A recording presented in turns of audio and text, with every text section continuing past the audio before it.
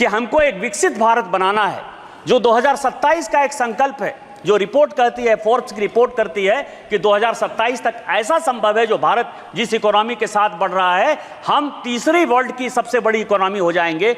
उसमें जो ये राइडर है, जिस पद पर सभापति महोदया उन्होंने बोलते हुए किस तरह से अराजकता फैलाने का काम किया, ये मैं आपको बताऊंगा। वो कहते हैं, वो क्या कहते हैं, वो महाभारत को गलत कोट करते हैं, वो रामायण को गलत कोट करते हैं, वो शिव को गलत कोट करते हैं, और उसके बाद वो कहते हैं, ये मैं बोल रहा हूं, मतलब आप ये समझिए, और वो ये कहते हैं कि हम जो है अराजकता फैलाएंगे, तुमको जो करना है करो। मैं अनुराग सिंह ठाकुर साहब ने जो उस दिन बात कही, मैं उससे कंप्लीट सहमत नहीं हूं। मैं अनुराग सिंह ठाकुर जी की तरफ से माफी मांगना चाहता हूं इस सदन में। लेकिन क्यों? इसीलिए कि अनुराग सिंह ठाकुर जी ने जो उनके ऊपर आरोप लगाया जाति का, तो जाति है ही नहीं ना। आप ये समझें कि वो कहते हैं कि जो मैं हूं वो दिखता नहीं, मैं जो दिखता हूं वो मैं नहीं, तो वो साधु है। और इस देश में कहा गया है कि जात न पूछो साधु की, साधु का जाति नहीं पूछना है। और जब साधु का जात नहीं पूछना है तो अनुराग सिंह ठाकुर जी ने गलती कर दी कि उनसे जात पूछ लिया। लेकिन मैं आपके माध्यम से कांग्रेस पार्टी और सारे अपोजिशन से जवाब पूछना चाहता हूं कि आप ये बताइए कि इस देश में कई एक ऐसे लोग हैं जिनको की धर्म में आस्था नहीं, कई एक ऐसे लोग हैं जिनको जाति में आस्था नहीं है। वो अपना किस तरह से जातिगत जनगणना करेंगे? जिस पद पर राम सुभग सिंह, चरण सिंह, जगजीवन राम, अटल बिहारी वाजपेयी, इस तरह के बड़े बड़े लोग रहे, जिस जगह पर शरद पवार जैसे लोग रहे, वाईबी चौहान जैसे लोग रहे, उस जगह की गरिमा का क्या हरासमेंट कर रहे हैं इस बजट में अराजकता फैला के, इस बजट का नकारात्मक पहलू दिखा करके। आप जातिगत जनगणना की बात करते हैं, इसी बजट में जाता है, यही टैक्स है, इसी टैक्स के आधार पर जाता है। और मैं स्पीकर महोदया, अध्यक्ष महोदया, आज मैं बहुत कुछ चीज लेकर आया हूं। मैं 1952 से लेकर 1990 तक का कांग्रेस का मैनिफेस्टो लेकर आया हूं। आप यदि कहेंगे तो मैं लेकर दूंगा 1952, क्योंकि उस दिन जो वित्त मंत्री जी ने कहा कि नेहरू ने यह कह दिया, राजीव गांधी ने आलोक मेहता को यह इंटरव्यू दे दिया, तो ये तो इंडिविजुअल कह सकते हैं कि राजीव गांधी का वो अलग से विषय था, राजीव गांधी का पार्टी से कोई लेना देना नहीं था, या नेहरू जी का पार्टी से लेना देना नहीं था। लेकिन जो कांग्रेस मैनिफेस्टो, क्योंकि बार बार ये कह रहे हैं कि कई एक चीजें हमने कांग्रेस के न्याय पत्र से लिया, तो कांग्रेस के न्याय पत्र से लिया, तो ये पूरा का पूरा जो मैनिफेस्टो है 1952 से लेके 1990 तक पूरा असेसमेंट किया। इसमें आपको आश्चर्य होगा सभापति महोदया कि पूरे के पूरे मैनिफेस्टो में 52 में, 57 में, 62 में, 69 में, 71 में, 77 में, 80 में, 84 में, 89 में और 91 में, ये सभी मैनिफेस्टो में इन्होंने कहा कि हम ओबीसी रिजर्वेशन के खिलाफ। आप ओबीसी की बात करते हो, मध्य प्रदेश में आज तक कांग्रेस ने एक ओबीसी को चीफ मिनिस्टर नहीं बनाया। उत्तर प्रदेश में कांग्रेस ने आज तक ओबीसी को चीफ मिनिस्टर नहीं बनाया। बिहार में दरोगा राय जी को छोड़कर किसी एक को ओबीसी चीफ मिनिस्टर नहीं बनाया। और जब जब ओबीसी की बात आई, यदि दरोगा राय ने रिजर्वेशन दिया तो उसको आपने अलग किया। 77 में जब चरण सिंह रिजर्वेशन देना चाहते थे, आपने उसकी सरकार गिरा दी। आपने 89 में बीपी सिंह की सरकार गिरा के चंद्रशेखर का आपने सरकार बना दिया। और जब गुजराल साहब ओबीसी जनगणना कराना चाहते थे तो आपने 97 में उसकी सरकार बना दी। आप प्रधानमंत्री जी के दिए हुए पिच पर खेल रहे हो। आज इस देश का प्रधानमंत्री पिछड़ा है, चाय वाला है, बैकवर्ड है। और यदि वो ओबीसी सुरक्षा की बात करता है और जिस दिन वो एक बार ओबीसी सरकार की बात करता है तो आप ओबीसी करते हो। इसीलिए कांग्रेस का कोई मुंह नहीं है ओबीसी के बारे में। और प्रधानमंत्री जी ने जो एजेंडा सेट किया, कृष्ण की तरह चारों तरफ आप बिलबिला रहे हो और सारी ऑपोजिशन की पॉलिटिकल पार्टी कौरव की तरह प्रधानमंत्री के एजेंडे पर ओबीसी ओबीसी चिल्ला रही है और ओबीसी का कोई कल्याण यदि होगा, यदि आप में ताकत है, यदि आप में ताकत है तो 2011 में ओबीसी रिजर्वेशन जो कराया वो क्यों नहीं इंप्लीमेंट हो पाया? यदि आप में ताकत है तो कर्नाटक में आपकी सरकार है, पिछले 2 साल से सरकार है, वहां सोशियो इकोनॉमिक रिजर्वेशन हो गया है, उसको क्यों इंप्लीमेंट करवाया? इसलिए नहीं करवाया कि इस्लाम और क्रिश्चियनिटी 2 ऐसे धर्म हैं जो जाति की बात नहीं करते हैं और उसमें 86 जाति क्रिश्चियन की और 56 जाति मुसलमान की, उसको ओबीसी बैक दरवाजे से, पीछे के दरवाजे से आप मुसलमान और क्रिश्चियन को रिजर्वेशन देना चाहते हो ओबीसी में, इसीलिए आपकी हैसियत नहीं है और इसीलिए आप जातिगत जनगणना की बात करते हो। यदि हिम्मत है कांग्रेस को, राहुल गांधी को, तो कर्नाटक में वो ओबीसी रिजर्वेशन करके दिखाए तो मैं मानूं कि इस हाउस में जो आप बात करते हो उस हाउस की बात करते हो।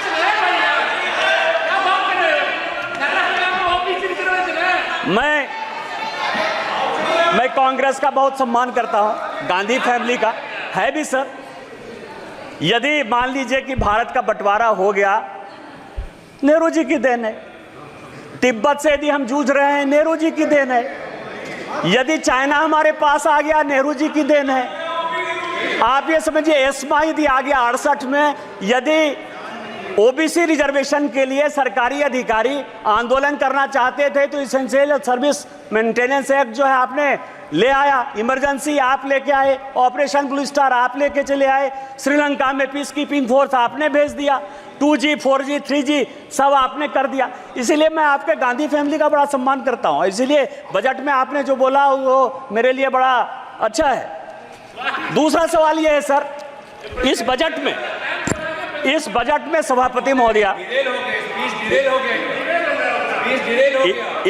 इस बजट में एक एंजल टैक्स जो है, हमने एंजल टैक्स खत्म किया 56(2).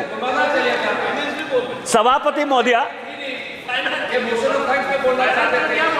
ये सभापति महोदया 2012 में प्रणब मुखर्जी साहब ने एंजल टैक्स लगाया 56(2) 2012 में, और उसका कारण था, होता क्या था कि प्रणब बाबू और चिदम्बरम के बीच में इतनी लड़ाई थी कि आप समझें कि वित्त मंत्री के ऑफिस और घर में बगिंग हो रहा था, बगिंग हो रहा था। वित्त मंत्री के ऑफिस में माने नहीं सकते, बजट पर चर्चा करिए। और इस चक्कर में ज्यादा बढ़िया बनने के चक्कर में, जितना बढ़िया बनने के चक्कर में उन्होंने एंजल टैक्स लगा दिया।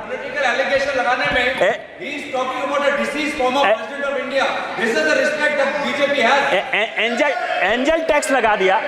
एंजल टैक्स क्या है?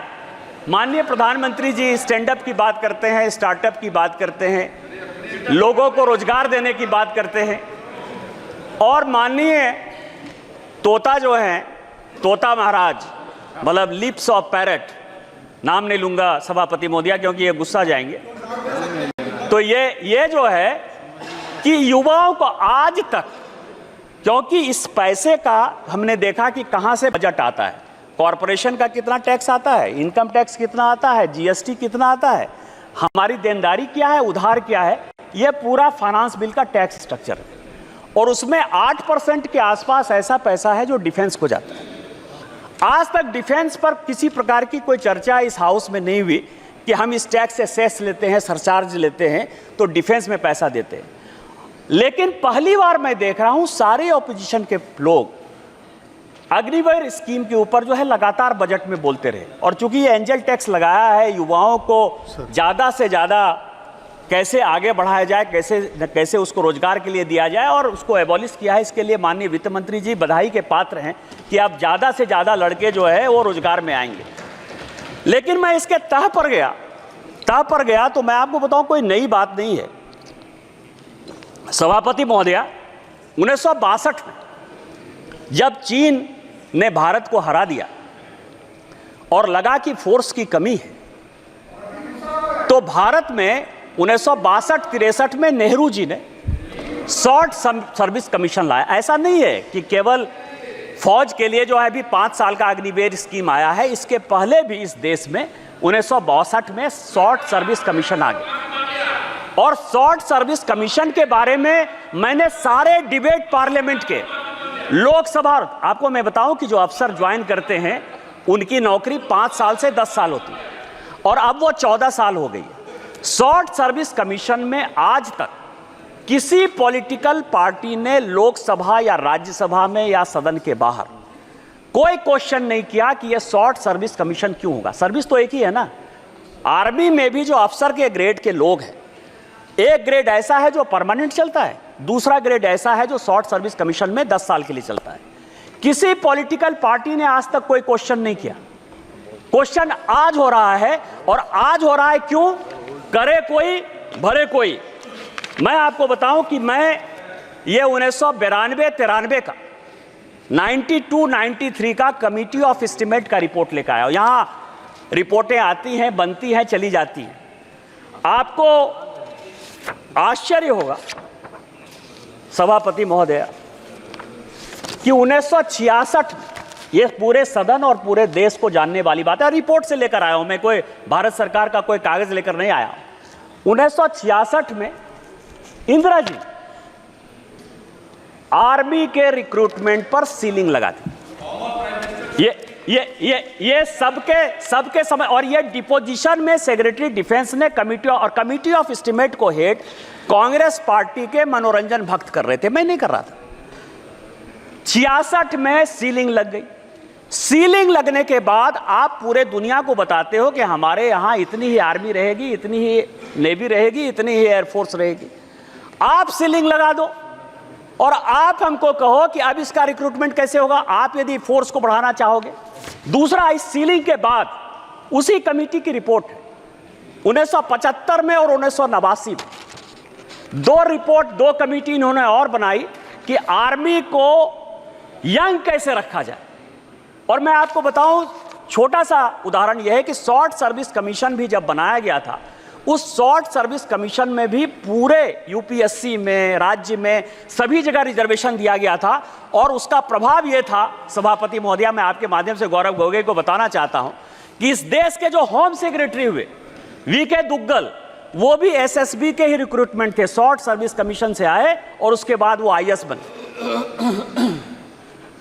आज अग्निवीर पर 75 में कमेटी बनी, 89 में कमेटी बनी, और इन्होंने मैन पावर के लिए एक्सपर्ट कमेटी बनाने के बाद यह कहा कि आपको 5 साल और 7 साल के लिए, 1975 की बात है, ध्यान रखिएगा सभापति महोदय, 1975 से लेके आज तक 2019-20 तक लगभग 40 साल 45 साल तक जो रिपोर्ट है वो गड्ढे में रही, खाते में रही, मैन पावर की कमी रही, ना आर्मी में आदमी रहा, ना नेवी में आदमी रहा, ना रिक्रूटमेंट सबको अच्छा हुआ। आज यदि वो रिपोर्ट आर्मी के कहने पर इंप्लीमेंट हो रही है तो आप युवाओं को देश के साथ जोड़ने के लिए काम कर रहे हो कि आप हमारे यहां अफगानिस्तान, बांग्लादेश, पाकिस्तान की जो स्थितियां हैं, जिस तरह से अराजकता हो रही है, जिस तरह से रिजर्वेशन के खिलाफ सारे लड़के रोड पर आ रहे हैं, उस तरह का रोड ला रहे हो। आप जनता को क्यों गुमराह कर रहे हो?